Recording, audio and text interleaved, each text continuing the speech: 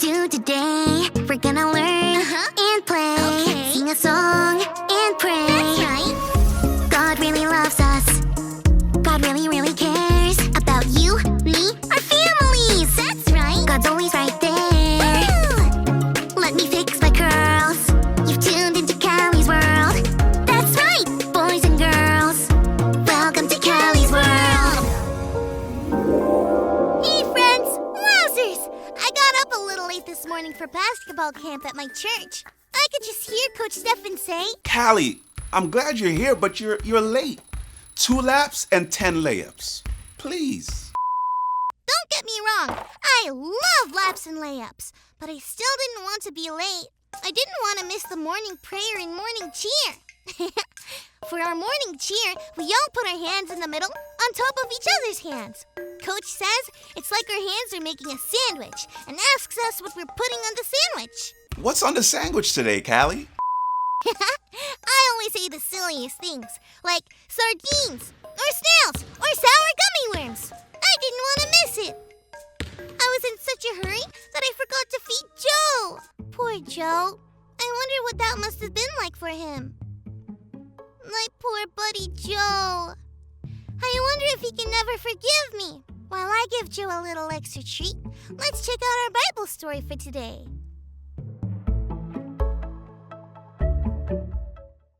Today's Bible story comes from 2 Samuel chapter 11 and 12.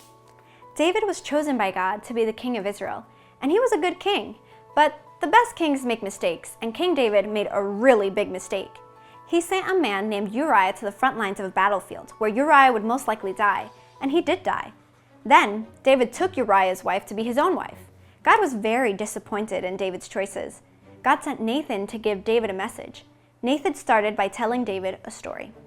Nathan told David about a rich man and a poor man who lived in the same town. The rich man had a lot of sheep and cattle. The poor man had just one little lamb that grew up with his family and was like a daughter to him. One day, the rich man had a visitor, but instead of using one of his own sheep or cattle to prepare a meal for the visitor, the rich man did something terrible. He took the poor man's lamb, the only lamb he had. When David heard this story, he got really angry. He could not believe what the rich man did. David told Nathan that the rich man should pay for what he did to the poor man. Do you know what Nathan said next? Nathan told David that he was the rich man. David didn't understand. So Nathan explained that just like David was mad at the rich man in the story, God was not happy at the bad choices David made. After hearing this, David got it, that he did sin against God. He chose to hurt others, and this hurt God very much. David understood what he had to do next, and he had to ask God to forgive him. God knows that we all make poor choices sometimes, but instead of trying to hide it away, we can talk to God and ask God to forgive us. And God always will, because forgiveness is always God's game plan. What David did was so much worse than not feeding his fish, and God still forgave him. It looks like Joe forgave me. That makes me wonder, if God can forgive David for what he did, and Joe can forgive me, what can I give forgiveness for?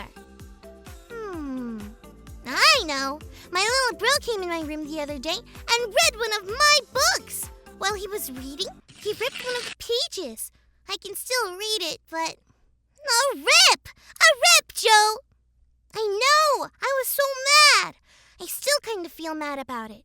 I wasn't really planning to forgive him, but now I think I will. Hey, little bro! Come here for a second!